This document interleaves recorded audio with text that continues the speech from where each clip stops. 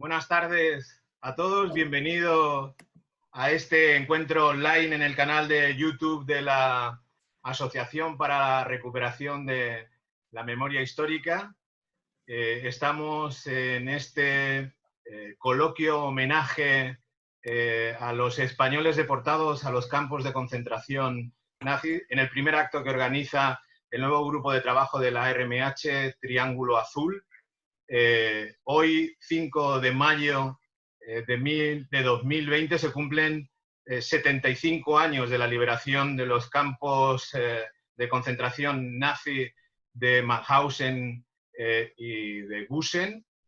Es un encuentro, coloquio, un homenaje que lo estamos grabando por cuestiones técnicas para evitar problemas de conexión, pero que intentaremos hacer lo más ameno posible para que todos aquellos que nos estáis escuchando podáis disfrutar también de este encuentro y de todo lo que en él se va a tratar, donde evidentemente la deportación española a campos nazis va a ser el tema principal. Tenemos con nosotros a Benito Bermejo, que es historiador especialista en la deportación española a campos nazis. Yo siempre digo que Benito es una especie de enciclopedia andante de la deportación. No he visto a nadie buscar en su memoria y en su disco duro nombres de personas y hacer reflexiones sobre cuándo las conoció, qué hicieron, cómo eran, de dónde eran, como a él. Es coautor junto a Sandra Checa, probablemente de uno de los libros más importantes de la deportación española a campos nazis, el libro Memorial Españoles deportados a los campos nazis 1940-1945, editado en 2009. Benito, buenas tardes, buenas noches. 2006. 2006, tú ves, empezamos ya patinando. ¿No? Bueno, tiene que haber alguna... ¿Hay segunda edición del libro Memorial, Benito? No, desgraciadamente no. Lo que hay es que sigue disponible como base de datos en la página del Ministerio de Cultura. O sea, Vale, pues cualquiera puede... españoles deportados en la página del Ministerio de Cultura, archivos estatales, aparece españoles deportados a campos nazis, allí hay un buscador. Lo malo es que no está actualizado lo que aparece ahí. Lo que aparece es el contenido del libro. por lo tanto, una de las cosas que deberíamos solicitar en este encuentro es que a ver si alguien se pone las pilas y se consigue reeditar el libro Memorial y al mismo tiempo se te permite actualizar toda esa avalancha de datos que tienes sobre la deportación, que seguro que sería muy conveniente. Pero fíjate, es importante, hemos dicho 2006, porque cuando propusimos esto a archivos estatales, la idea era esa, que llegara a los ayuntamientos, que lo recibieran en las poblaciones y sí, el Ministerio de Cultura lo envió a unos, yo creo que a unas 500, a los lugares donde había más deportados. Y yo creo que fueron en total unos 500 ayuntamientos. Y eso era algo que nos importaba, que yo creo que, porque en el 2006 hay que situarse, que no creáis que la cosa era que había tanta conciencia de que esto fue como fue, ¿no? Benito ha escrito también varios libros más, especialmente uno, Francesc Boix, el fotógrafo de Mauthausen, de 2002, Benito. Desde 2002, sí. Y que, bueno, Que habla sobre la historia de el famoso fotógrafo catalán Francesc Boix, que estuvo trabajando en los laboratorios del campo de Mauthausen y que junto con un grupo de jóvenes españoles consiguió sacar los negativos del campo de concentración, negativos que después sirvieron para que el propio Francesc Boix testificara en los juicios de Nuremberg y contra los jerarcas nazis que negaban su participación en el Holocausto. Tenemos también con nosotros a otra eminencia en la historia de la deportación, a Carlos Hernández de Miguel, que además de ser un especialista en el tema, también es familiar, es sobrino de Antonio Hernández, nacido en Molina de Segura, Murcia, un 24 de agosto de 1907, deportado a Mauthausen y liberado el 5 de mayo de 1945, hace hoy 75 años. Carlos es autor de Los últimos españoles de Mauthausen, libro de 2015, Carlos. Sí, 2015. Y después de Los últimos españoles de Mauthausen, has publicado también el año pasado, en 2019, Los campos de concentración de Franco, ¿verdad? Exactamente. En el medio, en 2017, publiqué aquel cómic también de portado 4443 con un dibujante fantástico, Giovanni Sensis, que es el alma en cada de las ilustraciones, y que también recogía esa historia de los... Me alegra que me hagas esa puntualización, porque yo creo que es un libro también muy importante para acceder a la historia de la deportación vía el cómic y desde luego cuenta además algo que para mí es fundamental en tu planteamiento de divulgación de la historia de la deportación, y es que no solo has escrito el libro, sino que además has llevado una estrategia en redes sociales muy potente con la creación de un perfil en Twitter de tu tío, Deportado 4443, que tiene, si no me falla la memoria, casi 50.000 seguidores en Twitter. Sí. Y que tiene una actividad muy contundente y muy potente que gestionas tú, evidentemente. Sí, yo tuve claro desde el principio que lo que tocaba era sobre todo divulgar. O sea, yo lo que hice es una tarea de recopilar muchísima información, luego hice también buena parte de investigación y de entrevistas, obviamente. Benito en esto es, obviamente, el pionero y el que ya, yo creo que era la referencia para cualquiera que nos metiéramos en estos temas, porque efectivamente en los años en los que él trabajó de esto no se sabía absolutamente nada. Yo por lo menos ya tenía alguna referencia, como era la gran obra de Benito, pero lo que tenía claro es que, aparte de investigar y recopilar, el libro iba a llegar a quien llegara, que todos sabemos que en este país se vende por lo que se vende. Y casi siempre encima lo compra la gente más interesada en el tema, yo diría casi que hasta la gente que más sabe ya del tema. Y el objetivo mío precisamente era llegar a quienes no tenían ni idea del asunto, y por eso todas las acciones en redes sociales, también en medios de comunicación. De alguna manera el libro fue una excusa, o sea, ahí está la pieza, pero sobre todo fue una excusa para intentar hacer el mayor ruido posible, que esta historia pues fuera conocida por el mayor número de gente posible. Tenemos también con nosotros a Marta López, que es nieta de José Fernández Pacheco, un deportado natural de Manzanares, Ciudad Real, que nació el 12 de octubre de 1914 y que fue deportado a Mauthausen y entró en el campo el 27 de enero de 1941 y murió asesinado el 2 de enero de 1942, ¿no, Marta? Sí, eso es. Cuéntanos un poco cuál es la historia de tu abuelo, así por encima. Es que la historia de mi abuelo para nosotros es una historia en blanco. Sí. En mi casa se habló muy poco de mi abuelo. Mi abuela básicamente yo creo que no... O sea, la palabra se volvió loca es un poco fuerte, pero su vida ya había sido suficientemente dura antes de conocer a mi abuelo, y creo que esto fue básicamente su remate. Al margen de que, claro, una vez que acabara la guerra, en un pueblo tan pequeño, el hecho de que mi abuelo fuera rojo, como así le llamaban, claro, hizo que ella saliera del pueblo y que no volviera al pueblo nunca más. Entonces, en mi casa se ha hablado muy poco de... O sea, yo sabía que... O sea, lo sabíamos, pero como algo lejano. Entonces, era como una historia en la que no se hablaba. Entonces, yo la he cogido pues siendo ya muy mayor, y entonces ahora me encuentro con que quisiera saber un montón de cosas y que ya no llego a ello, porque los hilos que me va dando mi madre son tan vanos que por mucho más que tire yo, no los encuentro. Está claro. Entonces, a mí me encanta ver testimonios de, bueno, siento mucha envidia, no solo de los supervivientes, por supuesto, pero por lo menos de la gente que ha conseguido tirar de sus raíces, porque, bueno, pues yo no las tengo. O sea, yo tengo no es muy sencillo, poco. Mira, una de las cosas... Ya sé que no es sencillo. Una de las cosas que yo siempre cuento desde que conocí a Benito, yo conocí a Benito allá por 2004-2005, creo recordar, es que incluso después de conocer a Benito entre 2005 y 2010 y más tarde todavía, Benito ha seguido dando noticias a familiares que no sabían siquiera que su tío, abuelo, padre, hermano había acabado sus días en el campo de concentración.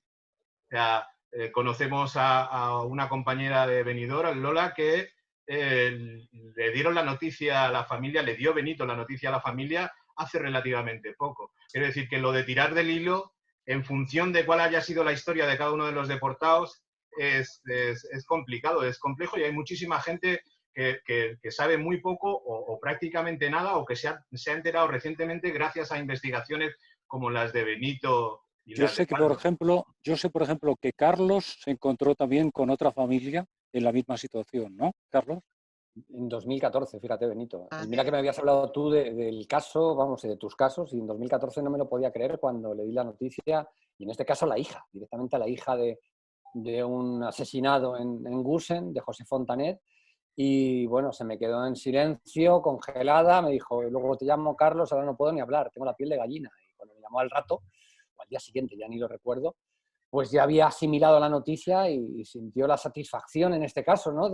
Porque ella había vivido toda la vida pensando que probablemente su padre les había abandonado a su madre y le había abandonado a ella.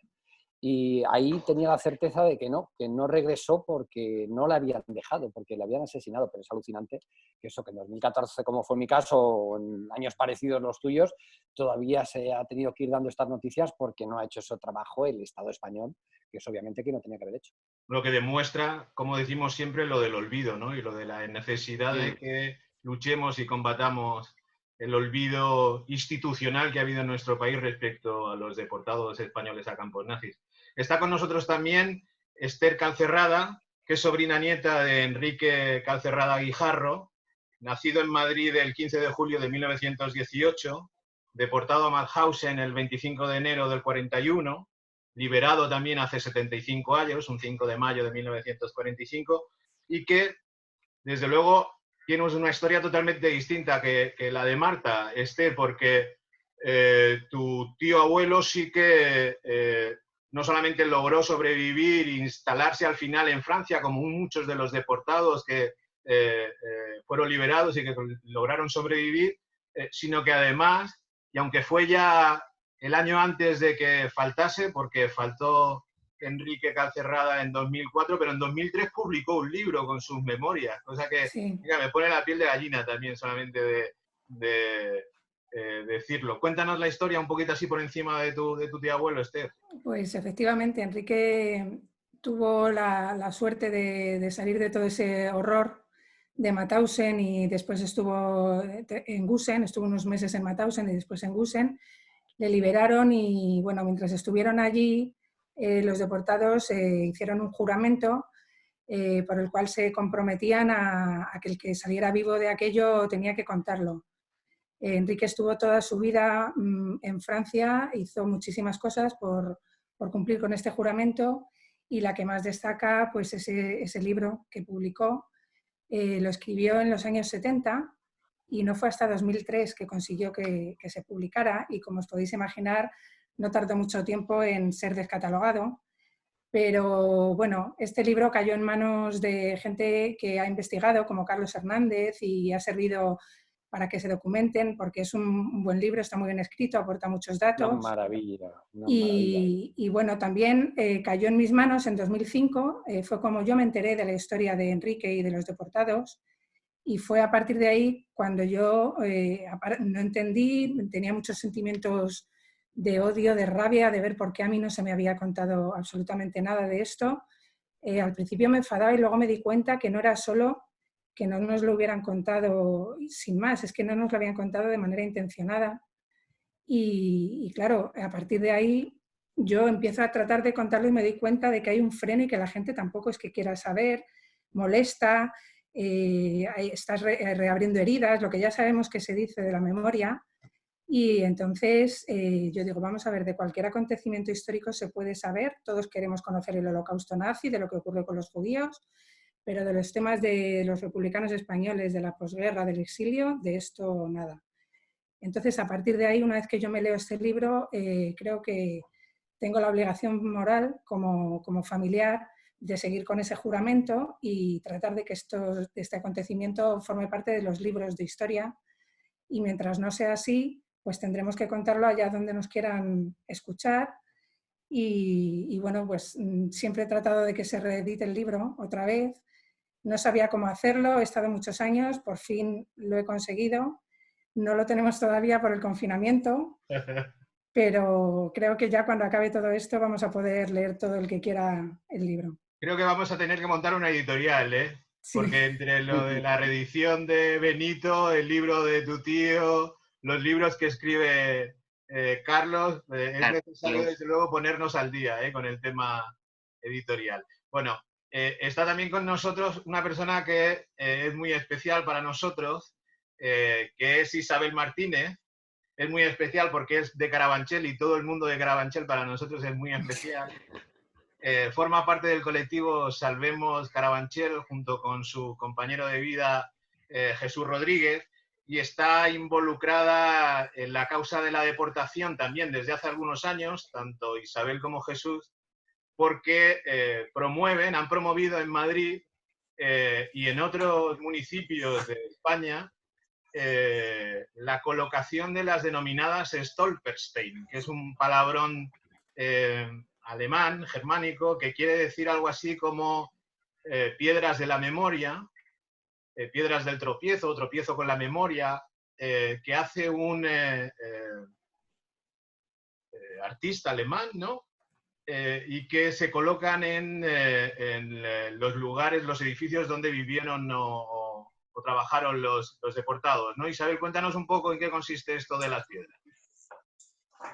Hola, buenas tardes. Un placer estar aquí con vosotros y bueno, os puedo contar un poquito en qué consisten las piedras. La piedra es un bloque de cemento de unos 10 por 10 centímetros. Esta que tenemos aquí es de plástico que hicimos nosotros. En una cara lleva una lámina de latón donde están grabados los datos del deportado. Este proyecto es del alemán Günter Demnig. Perdón. No, ¿cuántas piedras de esas hay en toda Europa? No. Porque tengo una prima, por ejemplo, Isabel. Perdona, es que estaba tratando de leer una cosa. En Günter tiene puestas 75.000 piedras en más de 20 países. ¿Y en España? En España hay como unas 300, hay unas 200 en Cataluña, unas 30 aproximadamente en Baleares y en Madrid, 8 en Madrid y una en Moralzarzal, en la comunidad, que logramos poner el año pasado. Günter iba a venir este año en el mes de abril, por el confinamiento tampoco ha podido ser y hubiese colocado en Soria, en Asturias, en Gijón y en Llanes, o en Oviedo y Llanes, en Terrer, aquí una en Cienpozuelos, y hubiese colocado pues cerca de 100 en Cataluña, que es donde hasta ahora afortunadamente más hay colocadas. Vale, si te parece, después hablamos un poco más de cuál es el procedimiento para que aquel que esté interesado pueda solicitar la colocación de una Stolperstein para su familiar. Por último, me presentaré yo, que no me he presentado al comenzar. Yo también soy familiar de un deportado asesinado en el campo de concentración de Gusen. Soy nieto de Francisco López García Sopas, un herrero almanseño de Albacete, Almansa, Albacete, que nació el 6 de febrero de 1904, que vivió la guerra de Marruecos, la guerra de España, todo el exilio en Francia en las compañías de trabajadores extranjeros y que fue deportado al campo de concentración nazi de Mauthausen el 27 de enero del 41 y asesinado en Gusen, no llegó a un año después, el 18 de noviembre del mismo año, 1941. Hace cosa de 5 o 6 años, en 2014, era mi abuelo materno, mi tío, que era el único hijo varón que tenía Sopas, me pidió que organizase un viaje con toda la familia y nos fuimos, me encargué yo de organizar el viaje porque ellos sabían que yo estaba detrás de la historia del abuelo. En mi casa sí que se ha sabido y se ha hablado, pero siempre era complicado porque evidentemente era muy triste la situación cuando salía el tema. Nunca se ha ocultado, todo lo contrario, siempre se ha hablado con mucho orgullo del abuelo. Pero sí que es cierto que era un tema que hasta que no faltó mi abuela yo no me atreví siquiera a coger, y soy periodista de profesión, porque me daba mucho reparo, ¿no? Que mi abuela sufriera. Pero sí que es cierto que en 2014, cuando organizo este viaje con alrededor de 30 miembros de mi familia, le pido a Benito que me diga con quién puedo hablar en Mauthausen y en Gusen, y me pone en contacto con una persona que para mí ha cambiado mi vida, que es Marta Gamer, que ha sido presidenta del Comité Memorial de Gusen, y que es una persona que nos hace de guía a toda la familia de forma voluntaria durante el día que visitamos Mauthausen y Gusen. Y tuve el placer de conocerla y la sorpresa de descubrir la situación en la que se encontraba el campo de Gusen, que es un poco demencial. De hecho, acabo de publicar un hilo en Twitter que también estoy sorprendido de la repercusión que está teniendo, donde he recopilado muchos datos sobre Gusen. Tanto Benito como Carlos han hablado ampliamente del campo de Gusen, pero el campo de Gusen se considera el campo olvidado porque no se mantuvo después de la guerra. Prácticamente se destrozó, primero por parte del ejército soviético, después por parte del gobierno austriaco, que no estaba nada interesado en que se mantuviera. Entonces descubrí en 2014 que este pequeño grupo de austríacos en el Comité Memorial de Gusen llevaban 3 décadas prácticamente trabajando denodadamente, dejándose la piel por algo que no les era muy familiar, más bien todo lo contrario, que les afectaba porque era algo que había sucedido donde ellos vivían, pero no tenían ningún vínculo familiar respecto al tema de la deportación, y sin embargo, gracias a ellos se mantienen en pie los pocos restos que quedan del campo de Gusen. Mientras Mauthausen sí que tiene todo un planteamiento de comité internacional respaldando, y además el edificio del campo está arriba de la colina, mantiene casi una fortaleza en piedra que se puede visitar. Gusen se destrozó y se construyó una urbanización encima. El gobierno austriaco promovió una urbanización y cuando lo visitas alucinas en colores, como se dice ahora, ¿no? Porque la entrada principal es un chalet privado, el burdel también es una casa particular, el crematorio se pudo mantener porque unos supervivientes italianos compraron la parcela donde estaban y allí se construyó el Memorial de Gusen. Y desde 2014 me hice una promesa a mí mismo, y es que tomaría todo tipo de iniciativas para dar respaldo al trabajo que estaban haciendo en Gusen los compañeros del Gusen Memorial, porque en Gusen, por desgracia, es donde más españoles fueron asesinados. En total, cerca de 4.000 españoles perdieron la vida en Gusen. Y los juramentos que se hicieron en los campos de concentración, sobre todo, se hicieron para que no se olvidara esto. Y para mí es fundamental trabajar por la memoria de Gusen, también por la del resto de campos, pero especialmente por Gusen, que es la que está más perdida, por eso se le denomina The Forgotten Camp, el campo olvidado. Y estoy empecinado en esta materia. Bueno, hechas todas las presentaciones, y aunque se ha extendido un poco más de la cuenta, sí que me gustaría aprovechar el momento para compartir con vosotros, con todos vosotros y con los que nos están viendo, un vídeo que nos ha llegado desde Francia, de Juan Romero, que es, como diría Carlos, el último español de Mauthausen, la última persona que queda con vida. Porque cuéntanos, Carlos, un poco quién es Juan Romero y así le das tu paso también al vídeo.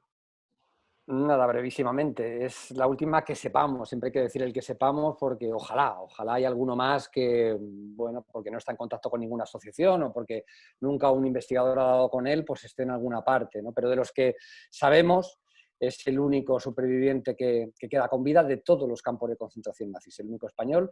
Es un cordobés de Torrecampo, la historia muy parecida a la de vuestros familiares y a la del resto de deportados. Guerra en España, obviamente luchando en favor de la democracia republicana, pasa al exilio, en este caso el combate en la Legión extranjera, no en las compañías de trabajadores españoles, sino en la Legión extranjera.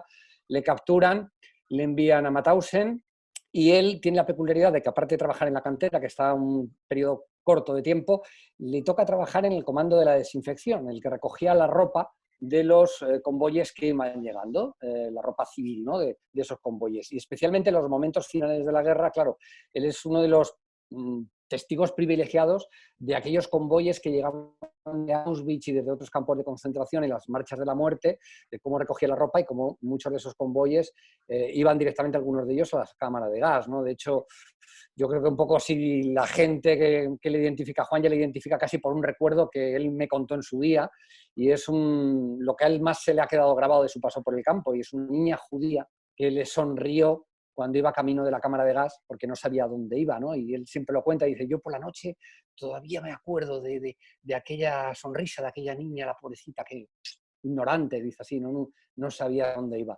Ese es Juan Romero, el que ha mandado este mensaje a través de su familia, precisamente con motivo de este 5 de mayo y también con motivo del Día de la Deportación en Francia, que fue el último domingo de abril, como todos los años.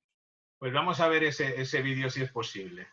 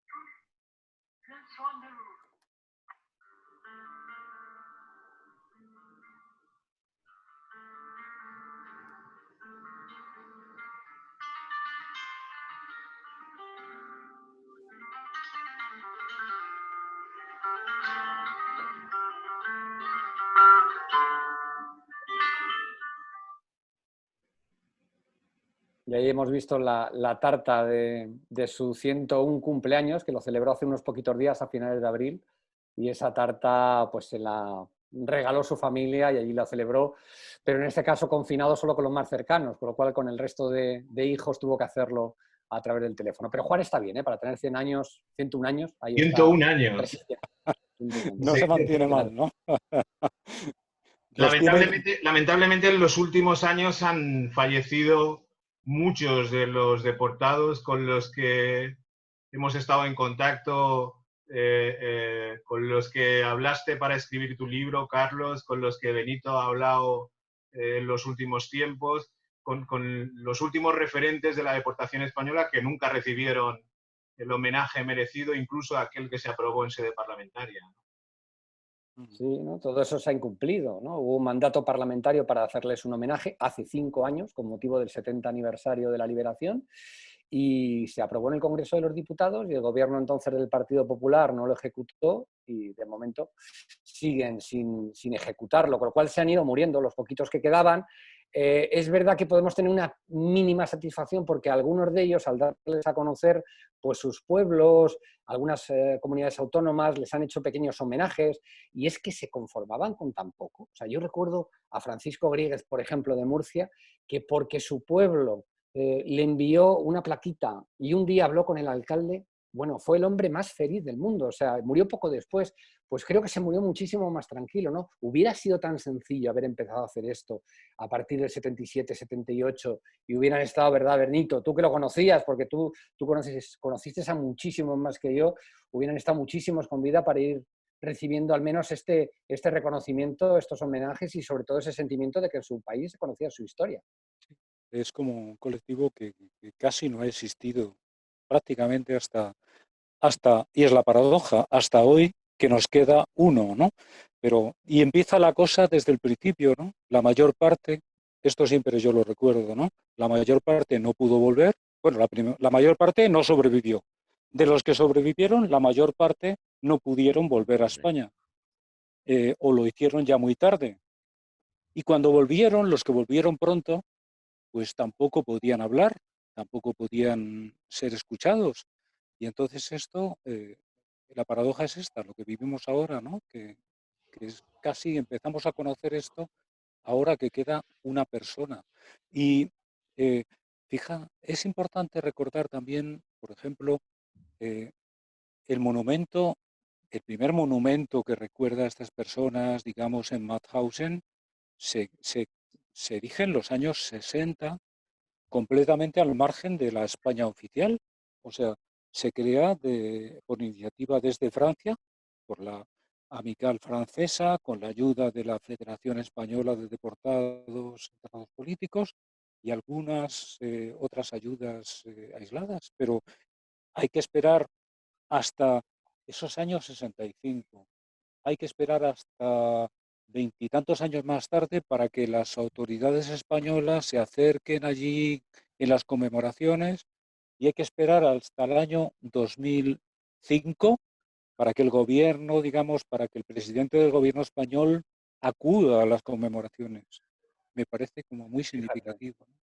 Y hasta 2020, enero de este año, que se ha abierto, se ha inaugurado el primer monumento estatal, de carácter estatal, digo, porque sí había regionales, en algunos ayuntamientos y demás, pero el primer monumento de carácter estatal en España, 2020, o sea, 75 años después de la liberación y 40 y tantos años hemos tenido que esperar después de la muerte de Franco.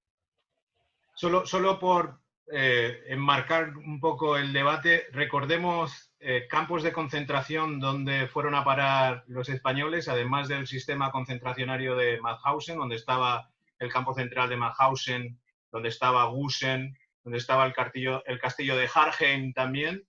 Están también Buchenwald, ¿no? Dachau. Dachau sería el que más, ¿no? Como luego más de 700. Buchenwald, corrígeme si me equivoco, Emilio, igual te lo sabes, que te lo sabes mejor seguro.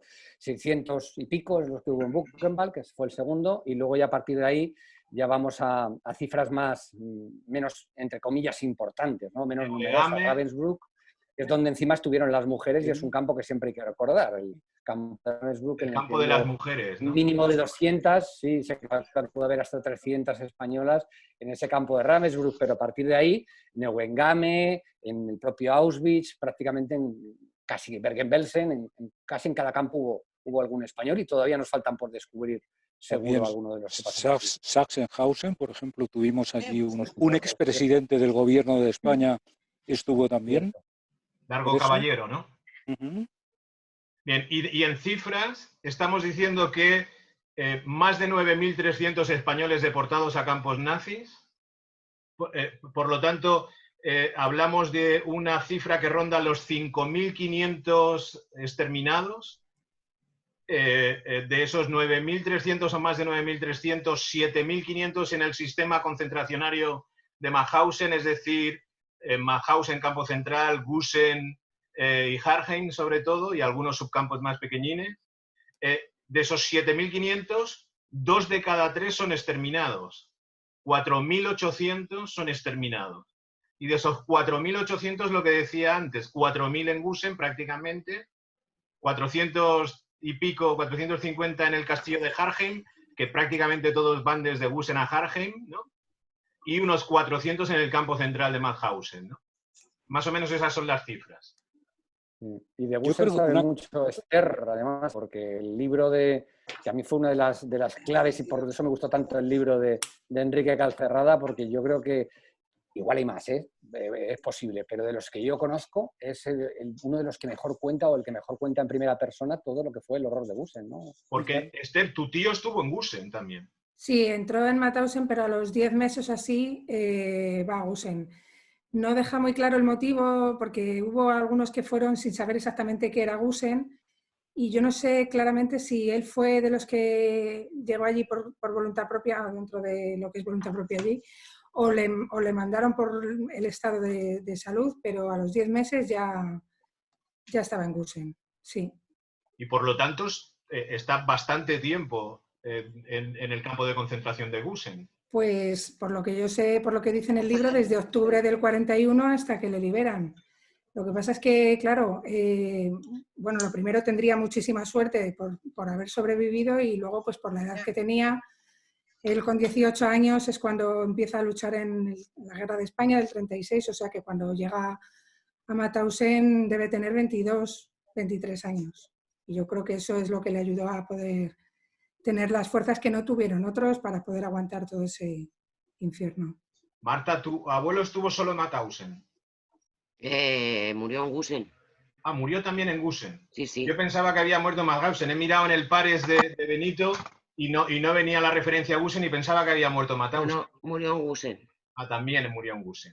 Lo que no sé es el tiempo que estuvo allí, pero murió en Gusen. Es más o menos la misma trayectoria, o sea, unos pocos meses en Mauthausen y normalmente ya a lo largo del 41 trasladados a Gusen y la mayor parte es en esos primeros meses, a lo largo del año 41, Gusen. Ya. Y hay una cosa que me gustaría también mencionar, no es tanto, proporcionalmente es una minoría, pero es importante, casi la 10ª parte de los españoles de Gusen son seleccionados para ser enviados al castillo de Hattem y allí ser gaseados y asesinados directamente a su llegada. Eso es importante porque, bueno, seguramente eran personas que estaban como el resto en las últimas, pero fueron, digamos, seleccionados para utilizarlos como material, digamos, de experimentación. Es absurdo, ¿no? Porque dices, ¿por qué gasear a moribundos? Pero lo hicieron con un grupo de españoles de 450, un grupo parecido de polacos y algunas otras nacionalidades, seguramente porque estaban perfeccionando los sistemas, digamos, que luego utilizaron a mayor escala, ya sabéis, en el este de Europa, para lo que llamaron ellos la solución final Ya. de la cuestión judía, ¿no? Ya que hablamos, fíjate, de Gusen, perdona, Enrique, una de las cosas, a lo mejor Benito tiene la respuesta, yo desde luego en mi investigación no la conseguí averiguar, estaría muy bien saber realmente cuántos españoles son liberados en Gusen, porque yo creo que no sé si tú tienes el dato, Benito, ya está el disco duro funcionando por lo que veo, porque yo el listado que vi ya fue además el que hicieron los propios supervivientes españoles, que agrupaba a los de Mauthausen y los que habían ya vuelto de Gusen, que es una de las primeras cosas que hacen los supervivientes españoles, si no me equivoco. En cuanto los liberan de Gusen, ven el panorama que hay en ese campo, que además era mucho más caótico y no había una organización clandestina que pudiera salvaguardar el orden, y lo que hacen es coger la carretera, irse andando 5 kilómetros a Mauthausen para que les protejan sus compañeros españoles. ¿Tú tienes esa cifra en la cabeza, Benito? Son unos poquitos cientos, pero atención, hay una cosa que engaña un poco, y es que entre esos poquitos cientos se encuentran gente que no había estado mucho tiempo en Gusen. Por ejemplo, los que habían sido separados del llamado Comando César y que en el año 44 son enviados a Gusen II. Entonces, yo creo que casi la mitad de los españoles que encuentras en Gusen al final son de esa procedencia, con lo cual no son supervivientes de Gusen propiamente. O sea, los que...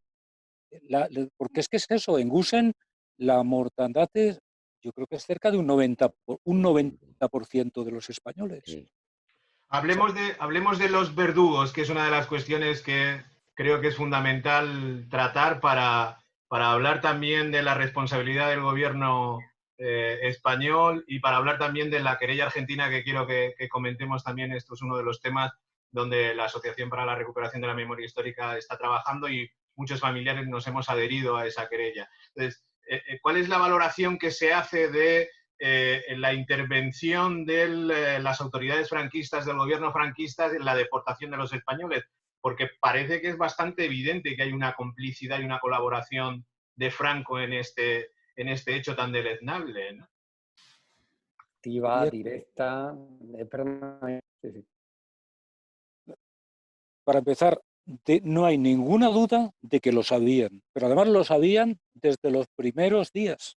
O sea, y tampoco hay duda de que sabiéndolo, porque se lo han dicho, se lo han puesto en bandeja, ¿quieren ustedes hacer algo con ellos? Sabiéndolo, como mínimo se han limitado a callarse. Eso no cabe duda. Y no solo eso, también sabían que entre esos españoles que ya estaban prisioneros en campos nazis, había menores de edad. Hay que recordar, yo siempre lo digo, ¿no?, que que sepamos, el más joven de los españoles era Félix Quesada, que tenía 14 años en el momento que entra en Mauthausen. Y como él había otros. Por ejemplo, esos asesinados en Hattem, entre ellos había, yo creo que el más joven tenía 16 cuando lo gasean. Era un chico de un pueblo de Córdoba, de Belmez. 16 años cuando lo gasean. Es decir, que ese llamado rojo español tenía 15 cuando entra en el campo de Mauthausen y cuando empieza la guerra de España tenía 11 años. Fíjate qué rojo, ¿no? Fíjate qué rojo, más rojo con 11 años. Yo Carlos, creo que nos tiraríamos 1 hora y media solo para hablar de la cantidad ingente de pruebas que hay. Es que son muchísimas. Yo no me voy a enrollar, porque me podría tirar 1 hora y media dándolas. Pero la primera es el contexto, que es el que nos han intentado también un poco como esconder, ¿no? O sea, vamos a ver, pero si es que España, el régimen franquista, nació de la mano de Hitler. O sea, Hitler le ayudó tanto en el golpe de Estado, no de una forma decisiva, pero sí participaron agentes nazis, y luego ya de forma decisiva con el ejército. A partir de ahí, relación estrechísima. 1938, acuerdo firmado entre la Gestapo y la policía franquista española para intercambiar prisioneros. Paul Windsor, oficial de la SS, viene a España a adiestrar a tropas, a la policía política franquista. Se empiezan a producir los intercambios de prisioneros. En cuanto a Alemania invade Francia, Serrano Suñer manda listados con exiliados españoles, en este caso líderes republicanos, y le dice a Berlín, oye, envíamelos. Pasan agentes españoles la frontera y trabajan junto con la Gestapo. Cogen a varios de ellos, entre ellos a Just Companys o a varios exministros republicanos, y los envían a España y aquí son fusilados. Ese es el contexto. Ahí tenemos incluso telegramas de Serrano Suñer en la línea de lo que decía Benito, que es cuando le preguntan a sus diplomáticos españoles, que le dicen que aquí las autoridades alemanas, los militares alemanes, nos están preguntando que si queremos acoger, queremos repatriar a esta cantidad de miles de españoles que hay aquí refugiados. Y la respuesta que llega desde Serrano Suñer, desde su oficina directamente, es: nosotros nos interesan los que hemos mandado los listados y del resto nos desinteresaríamos una vez que nos hayamos traído al resto. O sea, le dan un cheque en blanco a Hitler para actuar. Pero más allá de eso, la historia continúa. Es decir, llega el convoy de Angulema, el convoy de los 927, y ahí la embajada alemana en Berlín, en Madrid, perdón, envía cartas al Ministerio de Asuntos Exteriores en la misma línea. Que tengo 2.000 rojos españoles de Angulema aquí. ¿Qué hago con ellos? ¿de qué No fecha es consta la Angulema, respuesta. Carlos? ¿De qué fecha es Angulema? Agosto de 1940. El 20 de agosto es el día que sale el convoy, ¿no? Vale, el 24 el que llega. La embajada alemana pregunta a Madrid ya antes de salir el transporte. Vale, pero escuchadme una cosa, porque el otro día se lo decía a Carlos. Isabel, Dime. vosotros en una visita que hacéis a Sachsenhausen, veis información sobre una visita oficial del responsable de la policía española, que después fue alcalde de Madrid, si no me falla la memoria, un tal Conde de Mayalde. Conde de Mayalde. Sí, sí, pero concretamente no pedimos mucha información de él en el campo, ¿eh? ¿Y qué era lo que Yo he decía? intentado investigar un poco esta visita, ¿eh? Y es una visita sobre la... No sé si Benito encontró algo, pero claro, aquí hay un factor. Es que el archivo de Serrano Suñer, tanto del Ministerio de Asuntos Exteriores como del Ministerio de la Gobernación, fue expurgado. O sea, liquidado, aniquilado. Quedó algo, afortunadamente, pero muchas de las copias... Bueno, Benito tiene copias que ha conseguido a través del Bundesarchiv en Alemania y que aquí no existían, habían sido destruidas y similar. Ese fue expurgado. Aún así han aparecido cosas. Del viaje del Conde de Mayalde, que puede ser uno de los claves, no hay nada. Pero bueno, es verdad que tenemos el otro, que fue Benito quien encontró además esa orden de la RSHA y que fue el viaje de Serrano Suñer. Pero Isabel, perdona.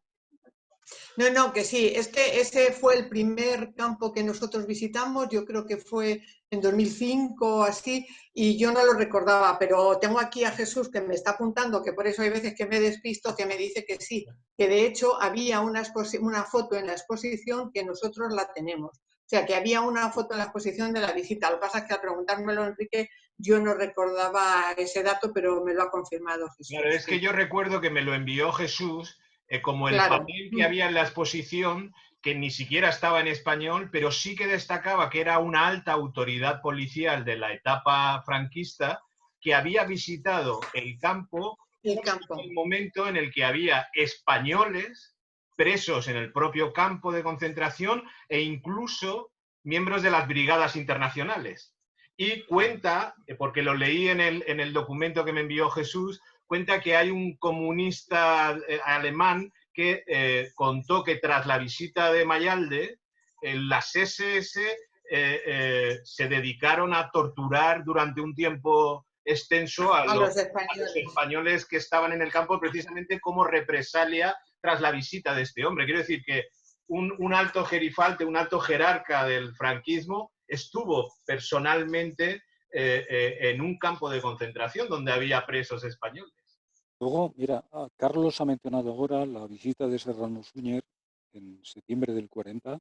Es importante recordar eso, que la orden, digamos, explícita, donde se dice negro sobre blanco que a los rojos españoles hay que enviarlos a un campo de concentración, es de, no ha pasado un día, seguramente serán 8 horas, 10 horas del paso de Serrano Suñer por Berlín, que se ha reunido con lo más alto de la jefatura, digamos, nazi, con Hitler, con Himmler, y entonces es cuando ya se dice ya explícitamente que los rojos españoles habrán de estar enviados a un campo de concentración.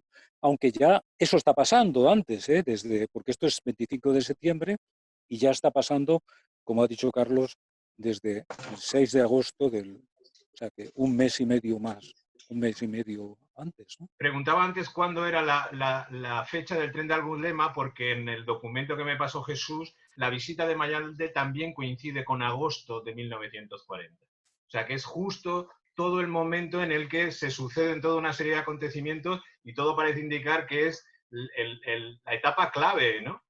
Hay otra cosa también que yo creo que es importante recordar siempre, y es que, fijaos si tenían conocimiento de que había españoles que hasta pudieron en ocasiones pedir que se les liberase. O sea, yo he conocido en persona a uno de ellos. Yo creo que fueron en total unos 12 que fueron, a instancia de las autoridades franquistas, fueron enviados a España.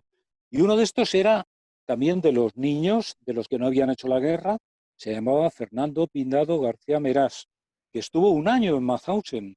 Estuvo en el comando César y después enviado a España y ha estado, pues mira, donde estoy yo sentado ahora mismo, ha estado conmigo en mi casa hará unos 10 años.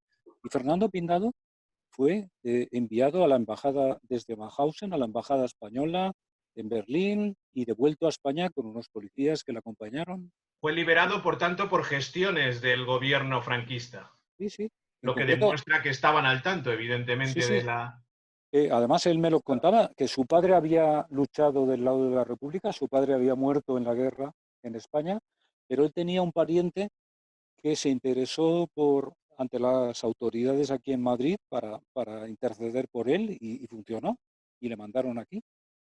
¿Cuál sería, por tanto, según vuestra opinión, y también me gustaría que Esther y Marta e Isabel interviniesen en la medida de lo posible, la responsabilidad que debería tener el gobierno español o qué papel debería jugar el gobierno español, y más ahora que parece que hay una Secretaría de Estado específica de memoria histórica y que hay una mayor sensibilidad que en otros momentos, porque en realidad ninguno de los gobiernos que ha habido hasta la fecha, más allá de la visita del presidente del gobierno en 2005 al campo, ha hecho algo que permita el reconocimiento y mucho menos hablar de la divulgación o del conocimiento a través de la educación, ¿no? De los colegios. Efectivamente, es que bueno, el Estado español lo primero que tiene que hacer, como han hecho el resto de los países como Alemania o Francia, es pedir perdón, rendir homenaje a los deportados y bueno, lo que yo creo que a estas alturas es más importante que todo esto y lo que además los deportados querían es que esta historia se incluya en los libros y se cuente y se enseñe, que tampoco hay que dar muchas explicaciones del motivo, simplemente porque es historia, porque ocurrió y que está muy bien las asociaciones de memoria histórica porque si no es lo único que tenemos y son las únicas que están haciendo algo. Pero es que tiene que dejar de ser memoria histórica y tiene que ser historia con mayúsculas. Se tiene que contar datos, fechas, estudiar y aparte de porque es historia, por ese juramento y también por los valores que transmiten. Porque yo cuando he leído el libro y he aprendido la historia de los deportados, los valores que transmiten estos deportados, yo creo que tanto que se habla ahora del orgullo de ser español, creo que de estos españoles, si se supiera cómo fueron y lo que hicieron, deberíamos estar bien orgullosos todos, y el problema es que no se conoce. Y yo iba a decir, no sé si puedo entrar ahora, que efectivamente la responsabilidad de los gobiernos es exactamente la misma que con todas las víctimas del franquismo. Pero en este caso encima son dobles víctimas, porque fueron víctimas aquí, tuvieron que exiliarse y encima han sido víctimas del nazismo. Y ese reconocimiento está todavía por hacerse. Ya, como ya acabamos de ver con el vídeo de Juan Romero, son muy pocos los supervivientes, pero estáis todas las familias. Yo creo que habéis demostrado una comprensión y una paciencia infinita durante todas estas décadas de espera. Y bueno, todavía pensamos que para ellos no va a llegar a tiempo, pero sí puede llegar a tiempo ese reconocimiento para vosotros.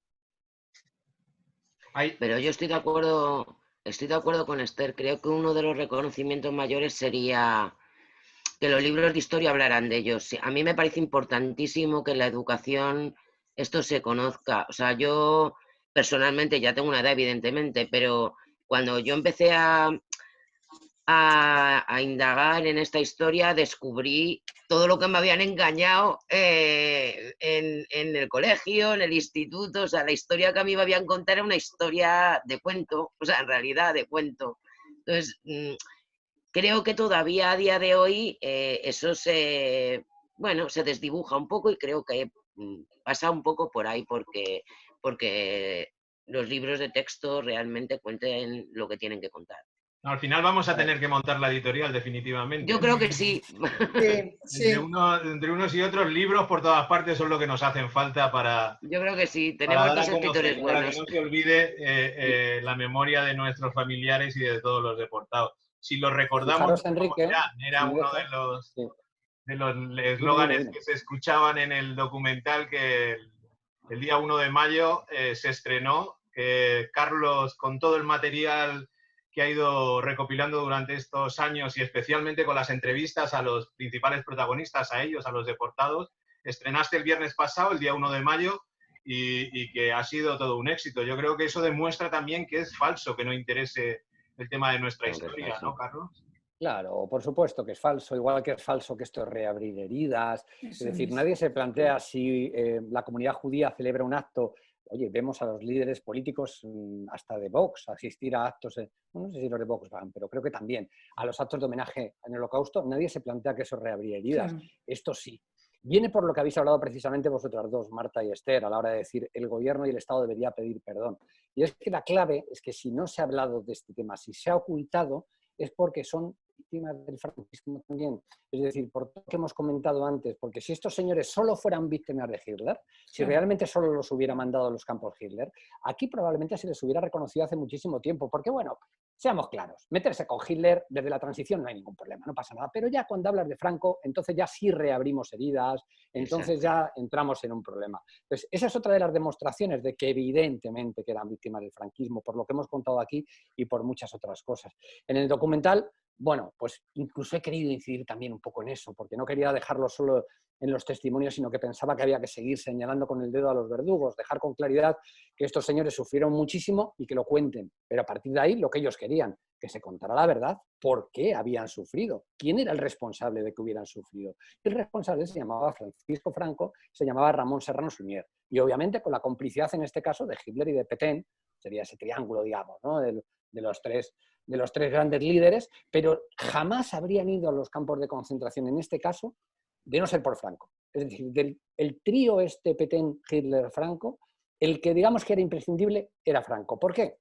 Y lo sabe también muy bien Benito, porque Hitler tenía todos los defectos del mundo, pero tenía una virtud o una característica, y era la lealtad con sus aliados. Hasta en el caso del exterminio del pueblo judío, él dio un ultimátum, o un plazo, mejor dicho, a sus naciones aliadas en enero de 1943, ahí están los documentos, ahí se incluye España, se incluye Portugal, se incluyen las naciones que eran aliadas, Italia, por supuesto, del Tercer Reich, le dio un plazo de 3 meses para repatriar a sus judíos antes de la solución final, o cuando ya empezaban con la solución final.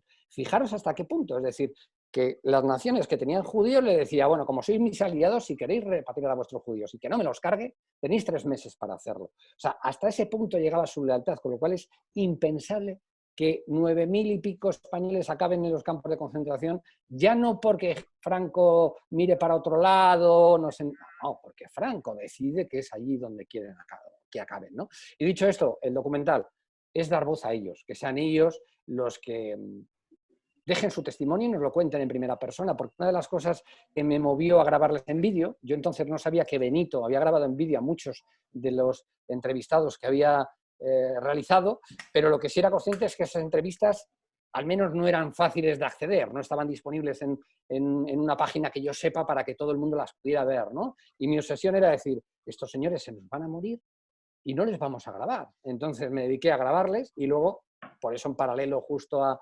la salida del libro, hice la página web donde ya aparecían sus testimonios. Bueno, pues en el docu lo que he hecho es reconstruir su relato, su historia, en base a lo que ellos cuentan y de alguna manera convertirles a estos 18 supervivientes, que fueron los que tuve la suerte de poder entrevistar, en portavoces de sus compañeros. O sea, al final, vale, habla Ramiro Santiesteban, habla Lázaro Nates, habla Eduardo Scott, pero realmente hablan los 9.300, porque lo que cuentan es lo que contaron los supervivientes en sus memorias, en sus historias, en sus entrevistas con Benito. Bueno, ya para ir acabando, a mí me gustaría que Isabel nos contase un poco, ya al inicio del coloquio ha hablado de la cantidad de Stolperstein que hay en toda Europa. Yo tengo una prima hermana mía, por cierto, la primogénita, la nieta primogénita de Sopas de mi abuelo, que trabaja en Frankfurt, en Alemania, y que me decía que estaba anonadada por la cantidad de Stolperstein, de piedras que veía cada vez que viajaba por Alemania, ¿no? Que hay muchísimas instaladas a lo largo de toda Alemania, evidentemente. Imagino que también en otros países de Europa que tuvieron, por desgracia, gran número de víctimas mortales. Y me gustaría, Isabel, que contases qué es lo que tiene que hacer aquel familiar que quiera en un momento determinado pues homenajear a su tío, a su padre, a su abuelo, que pasó por un campo de concentración y que quiera colocar una de estas piedras de la memoria delante de su casa, del lugar donde trabajaba. Vale, perfecto. Yo, si me dejáis un momentín, voy a contar un poquito sin extenderme demasiado. Nosotros precisamente conocimos las primeras piedras en Alemania. Pensábamos entonces que eran solo para judíos, porque la inmensa mayoría de las que nosotros vimos, el campo de concentración donde habían terminado había sido Auschwitz. Esto fue también como en 2006 y entonces había poca información. A partir de ese momento, cuando empezamos a viajar, pues cada vez que veíamos les íbamos haciendo fotos. Y apareció cada vez más información en Internet, con lo cual ya supimos en un momento que este proyecto amparaba a todas las víctimas del nacionalsocialismo desde 1933 hasta 1945, bien sean judíos, homosexuales, gitanos, presos políticos, etcétera, porque de hecho los primeros prisioneros que van a los campos son en 1933, que eran la inmensa mayoría comunistas que eran detenidos como presos políticos. También estuvieron muchísimos de los brigadistas internacionales que vinieron a España, también se exiliaron muchos y muchos terminaron en los campos de concentración. Eso por un lado. Entonces, el proyecto de Günther, que también voy a contar anecdóticamente, él se siente muy implicado, este artista alemán se siente muy implicado con España porque su padre participó en la Legión Cóndor, no directamente en los bombardeos, pero sí formaba parte de la Legión Cóndor. Entonces, por lo tanto, Isabel, del bando enemigo, claro, por decirlo de alguna forma, del bando, claro, franquista. Efectivamente, nosotros, que este proyecto nos gusta mucho, cuando hemos podido hemos asistido a las colocaciones y sobre todo aquí las que se han hecho en Cataluña, y bueno, es estremecedor verle a él contar con más de 70 años que él se enteró con 18 que su padre había estado en la Legión Cóndor y que a partir de ese momento estuvo 5 años sin hablar con su padre y que luego volvieron a hablarse, pero su relación nunca volvió a ser la misma. Y el hombre se emociona y termina llorando cuando cuenta esto. Entonces, ¿qué te iba a decir? Él a los españoles los considera, por tanto, víctimas del nazismo y los trata de igual manera que al resto de víctimas. ¿Qué hay que hacer para poner una? Bueno, el principal requisito es el permiso del ayuntamiento porque se ponen en la vía pública. Se ponen en el suelo, él lo hace para que efectivamente, como él lo hizo desde la traducción es piedra de tropiezo, tú tropieces emocionalmente y visualmente con la piedra y te agaches y hagas una reverencia cuando lees el nombre de la persona que estuvo deportada. Entonces se ponen, él fundamentalmente las pone en las casas donde nació el deportado o en el último domicilio antes del exilio o de la deportación. Entonces lo que hace falta fundamentalmente es el permiso del ayuntamiento para la intervención en la acera. Y luego solicitarlo a Alemania a través de un correo, en una dirección de correo, y esperar porque, como el propio Günther dice, jamás pensó que el proyecto fuese creciendo. Él ya lleva 20 años poniendo las piedras, como os he dicho antes, son 75.000 las que lleva puestas, cuando las primeras que se pusieron en Cataluña, en el pueblo de Navàs, creo que fueron en el año 2015, y entonces la lista de espera apenas era de 2 o 3 meses. Ahora, sin embargo, puedes estar 1 año y medio esperando y lamentablemente con este parón de ahora, pues probablemente la lista de espera se alargue. Entonces ese es el proceso, solicitarlo una vez que se ha hablado con el ayuntamiento, bien individualmente, bien a través de una asociación de memoria, y esperar porque son desde el propio proyecto los que se ponen en contacto contigo para asignarte una fecha, porque el calendario lo elaboran ellos, y pedirte la documentación. Evidentemente sí que hace falta, porque él prefiere que se pongan en los domicilios, sí que hace falta tener hecho ese estudio para saber los datos del deportado, por qué campo pasó, dónde fue asesinado o si sobrevivió, y saber el domicilio. También es verdad que algunas localidades, cuando ha sido imposible dar con el domicilio, pues se han puesto en un lugar emblemático, que suele ser la plaza donde está el ayuntamiento.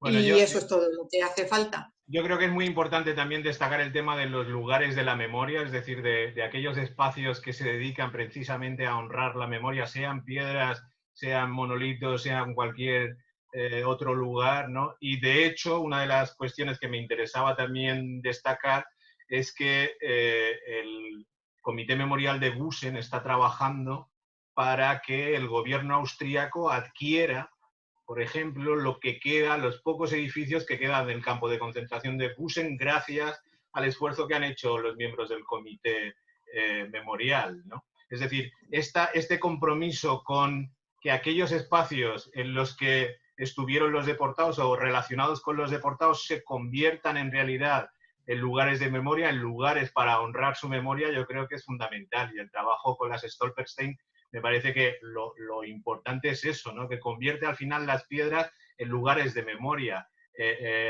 Donde se colocan en Madrid, por ejemplo, o en Cataluña, cuando vas andando y las ves, evidentemente lo que te hace es pararte y reflexionar sobre quién es esa persona que aparece en esa placa que está allí, ¿no? Yo creo que esto es muy importante. A nosotros nos parece un memorial muy bonito porque lo primero es el memorial internacional más grande, no, podríamos decir el único. O sea, cuando tú has viajado y las has visto en Berlín, en Frankfurt, en Hamburgo, nosotros hemos tenido la suerte de hasta ver algunas, las que hay colocadas en Tromsø. Cuando tú vas por cualquier ciudad, sabes lo que es eso. Desgraciadamente en España todavía se conoce poco. Pero hay muchas cosas por las que nos gusta este proyecto, porque al ponerse en la casa donde vivieron, además de honrar al deportado, también está honrando a la familia, porque el sufrimiento del deportado fue terrible, pero también estamos viendo el sufrimiento de las familias. Entonces, de alguna manera, ese reconocimiento es para la familia, para la casa, para el vecindario.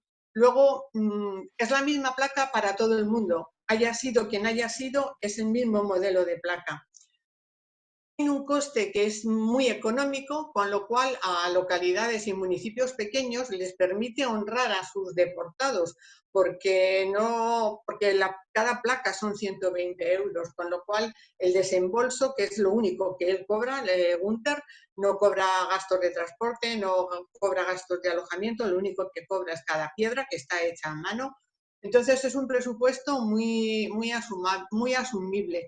Y también nos gusta porque pudimos comprobar de una forma muy limitada, muy pequeña el año pasado, pero esperamos poder seguir haciéndolo, que es muy buena herramienta pedagógica. El año pasado, después de la colocación en Madrid, pudimos hacer 2 visitas con alumnos del colegio alemán.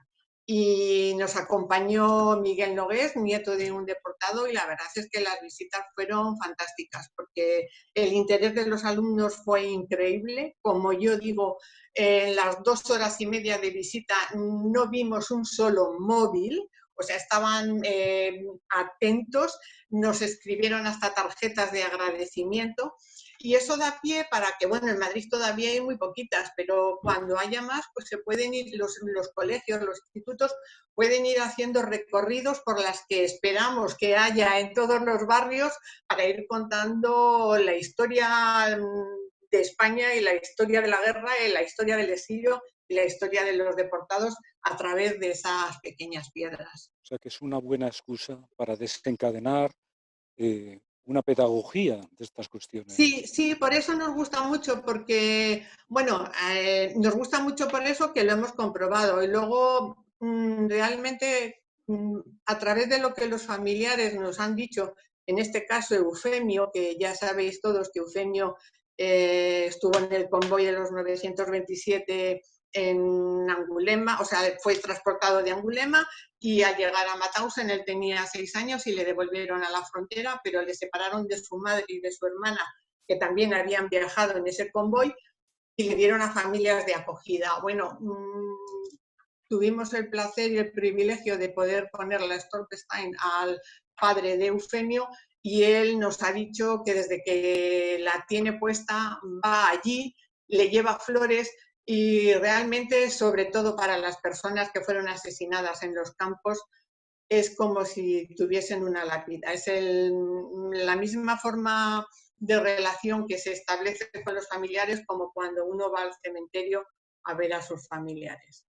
Yo me quedo con la idea esta de también la excusa pedagógica de las piedras de la memoria, que me parece también muy interesante y porque me sirve también para cerrar este coloquio homenaje y este encuentro online que hemos celebrado y que ha sido, la verdad, muy interesante en el canal de YouTube de la Asociación para la Recuperación de la Memoria Histórica, con un mensaje que también se trasladaba en el documental de Carlos, que tiene que ver también con el planteamiento de los más jóvenes al que hacía referencia Esther, ¿no? Y es aquello de que tienen que estar vigilantes, ¿no? Que los más jóvenes, que son los que por desgracia no han tenido esa información a través de los libros de texto que se les ha ocultado, que les cuesta tener conocimiento, nos ha costado a nosotros, a ellos también, ¿no? Me estaba acordando ahora que en el vídeo que hemos hecho para presentar a este nuevo grupo del Triángulo Azul de la Asociación para la Recuperación de la Memoria Histórica, hay un joven que está en segundo de bachillerato que ha hecho precisamente una reflexión en esos términos, ¿no? Y quisiera poner para cerrar este coloquio ese vídeo, no sin antes, evidentemente, despedirme de todos vosotros. Benito, muchas gracias.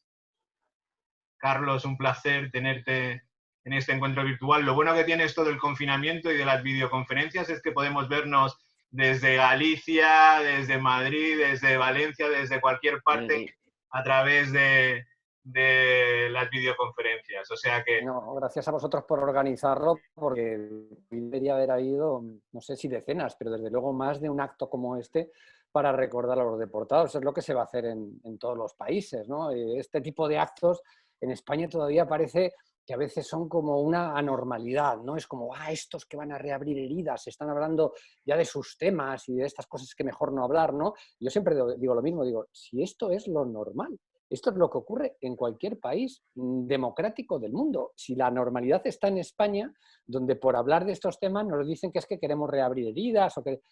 en fin, donde al final los que justifican y blanquean el franquismo, ¿no? En definitiva, utilizan esa excusa exclusivamente. No miréis hacia el pasado, claro, no miréis hacia el pasado porque vais a ver lo que ocurrió. Bueno, pues más razones para mirar hacia el pasado y para organizar actos como este, así que muchísimas gracias.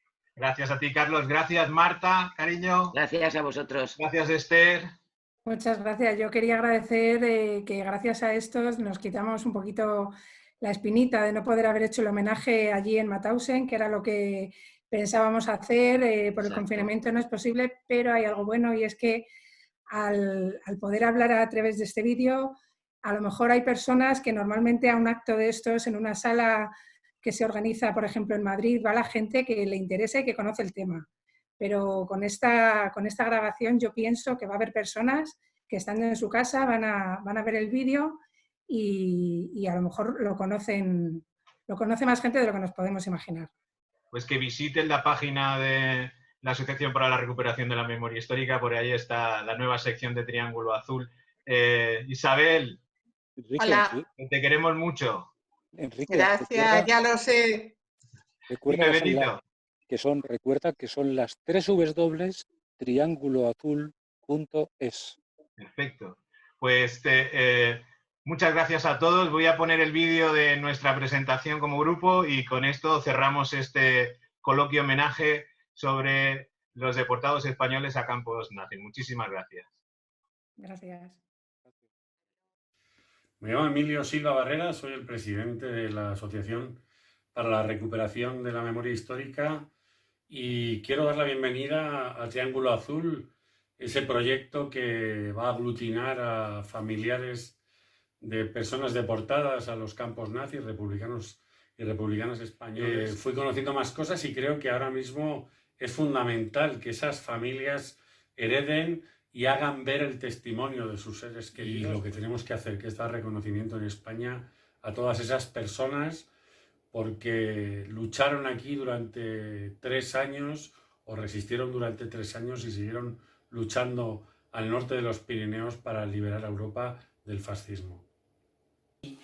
Welcome to all those who want to commemorate the Gusen history. Should not be forgotten. The Spanish were transported to Gusen from Mauthausen in 1941, and a big part, more than half, of all these Spanish victims had to die in Gusen, and some of them were in mass killings, were sent to Hartheim, and were slaughtered here in the quarries.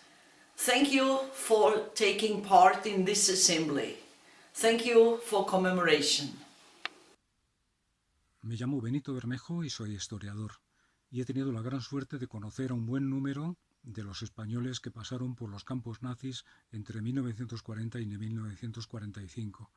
Me acerqué a ellos como parte de mi trabajo, pero estas personas llegaron a ser importantes para mí también desde el punto de vista personal. En estos años me he encontrado, por ejemplo, con hijos que desconocían que su padre había sido asesinado en Mauthausen, y lo iban a averiguar cuando los contacté 65 años más tarde. Y esto me ha pasado más de una vez, como sé que a otros también. Me alegra poder colaborar con esta iniciativa. Mi nombre es Jorge Díaz González, sobrino nieto del deportado 5308. Pedro Díaz Clemente, asesinado. Sobrina de Andrés Astorga Sánchez, fallecido el 19 de marzo. Soy sobrino de Juan de Diego, deportado en Mauthausen con el número 3156. Soy nieta del deportado Cristóbal Piñero Matallana, muerto en los campos de Gusen-Mauthausen el 16 de noviembre. Mi antepasado, Cayo Pelegay Villoque, fue deportado al campo de concentración de Neuengamme con el número de prisionero 37.272. Tejero Escribano. Mi tío, Fernando Salcedo, fue deportado y asesinado. Soy nieto de Juan Antonio García Cero, que fue deportado a Mauthausen con el número 4811. Posteriormente fue trasladado a Gusen, donde se le asignó el número 1811. Sobrina nieta de Enrique Calcerrada Guijarro, deportado a Mauthausen en enero de 1941. De donde proviene el nombre, pues cuando nací mi familia desconocía su paradero. Mi nombre es Beatriz Rodríguez Ramos y soy sobrina de Emilio Ramos González, trasladado al campo de concentración de Mauthausen el 25 de... Soy Enrique Pastor López, nieto de Francisco López García Sopas, un herrero republicano Soy de Pepita Almansa. Pérez Dorado, hija de Emiliano Pérez Dorado, un campesino de Urda, Toledo, que fue deportado al campo de Mauthausen el 21 de enero de 1942. Me llamo Patrick Santisteban, vivo en París y soy hijo de Ramiro Santisteban. Ramiro Santisteban llegó al campo de Mauthausen el 6 de agosto de 1940 con su padre y su hermano. Soy Carolina, hija de Daniel López Ferri. Mi padre fue deportado al campo de concentración de Mauthausen en enero. Yo soy Tomás, su nieto. Soy Inma González. Mi abuelo, Manuel Díaz, sobrevivió al campo de Mauthausen. Mi tío abuelo, Je suis Rafael fille Castillo, d'Angèle también. Olivares Gallego, déportée à Mauthausen le 13 décembre 1940, matricule 5080. Mi nombre es Daniel Perrino. Soy sobrino nieto de los dos hermanos Agapito Cuesta Sánchez y Crescencio Cuesta Sánchez, deportados al campo de concentración nazi de Mauthausen. Me llamo Judith y soy nieta de José Egea Pujante y bisnieta de José Egea García. Ambos fueron deportados a Mauthausen el 27 de enero de 1940. Me llamo Ángeles Muñoz, vivo en Bélgica y quisiera rendir homenaje a David Moyano. Pedro Díaz Clemente, David asesinado Moyano por los nazis en Harten, Juan de Diego Austria. fue liberado el 5 de mayo de 1945, después de casi 5 años Fallecido de el 19 cautiverio. de marzo de 1945 en el campo de concentración de Watenstedt. Meses más tarde sería asesinado en el subcampo de 25 Bremenfarbe. En el campo de Gusen-Mauthausen, después de llevar un En año febrero de en el campo de 1941 a Gusen con el número 10.811. Y le asesinaron el 23 de diciembre de Enrique fue liberado el 5 de mayo de 1940. ¿Y cómo sería su estado físico, que tardó cerca de 3 años en recuperar su salud en el Con hospital número de austriaco de prisionero Bremen? 14433, donde fue asesinado el día 5 de diciembre de Que fue asesinado por los nazis en el campo de concentración Y austríaco fue de liberado Gusen. del campo Gusen II el 5 de mayo de 1945. Y permanecieron allí durante 5 años y fueron liberados por las tropas americanas el 5 de mayo de En enero de 1945. 1941 y liberado el 5 de mayo de 1945. Mi tío abuelo, Rafael Castillo, también.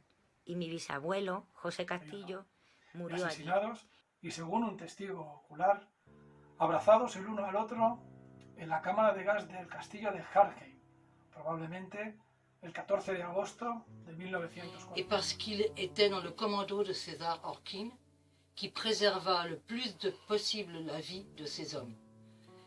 Il a été libéré le 5 mai Mi abuelo 1945. fue liberado el 5 de mayo de 1945. Sin embargo, mi bisabuelo, tras pasar por Gusen, fue asesinado en el castillo de Hartheim el 15 de agosto de 1940. Fue deportado a Mauthausen, Gusen, vuelta a Mauthausen. Liberado el 4 de mayo de 1945, le gustaba precisar a las 13 Localizaron menos en cuarto. uno de los archivos que mi abuelo, su padre, había sido asesinado en uno de los campos de concentración, en Gusen-Mauthausen. De ahí de que nunca volviera.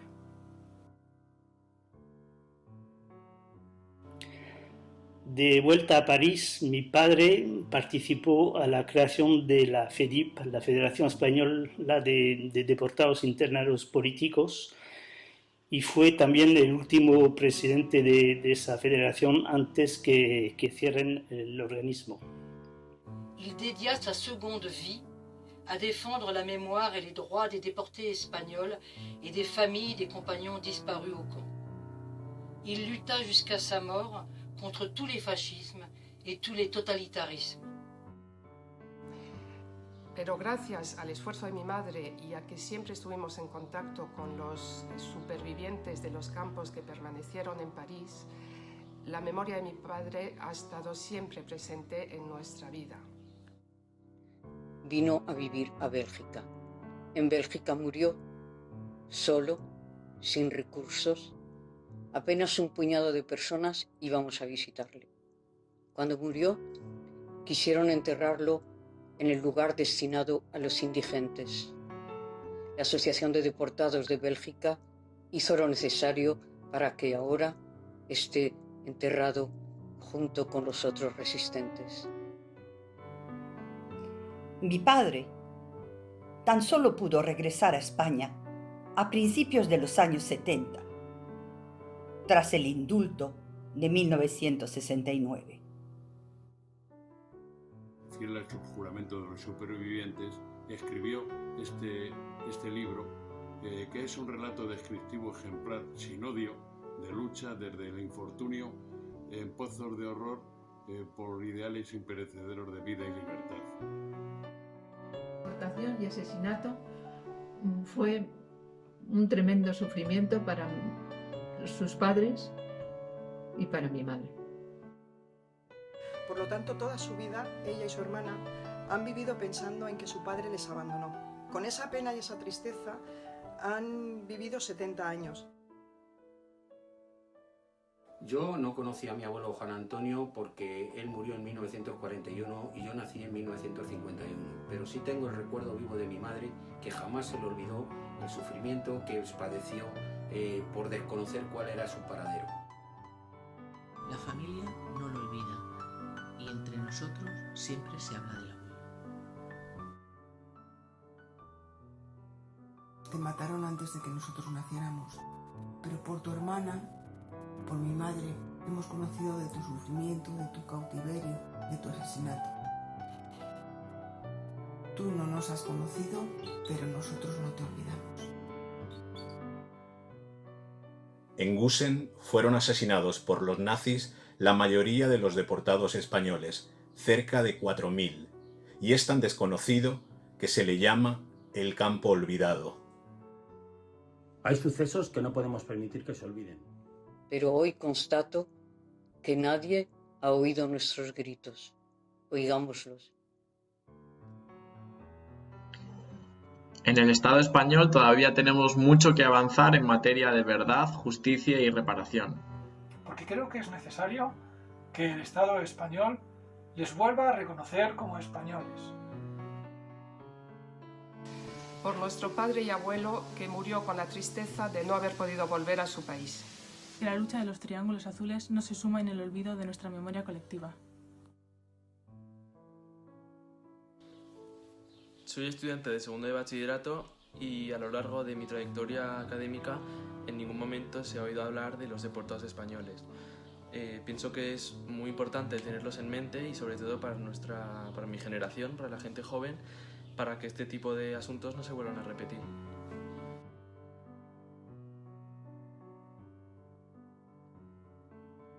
Y con el espectáculo Mauthausen, la voz de mi abuelo, trabajamos para llegar al máximo número de personas posible y sobre todo a los más jóvenes, para que esta historia de nuestros deportados españoles llegue.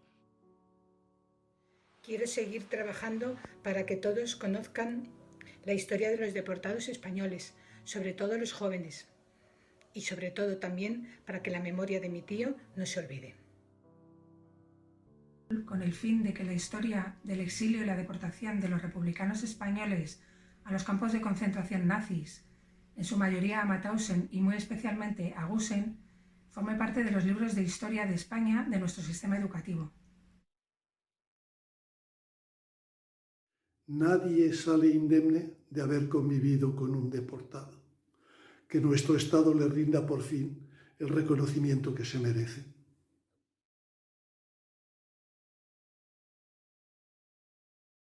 Para recuperar lo poco que queda del campo de concentración austríaco de Gusen, para seguir aprendiendo de quienes luchan por la memoria de todos los que las próximas generaciones continúen defendiendo los La asociación por la recuperación de la memoria histórica, para que la lucha y el sacrificio de los deportados españoles no caiga en el olvido.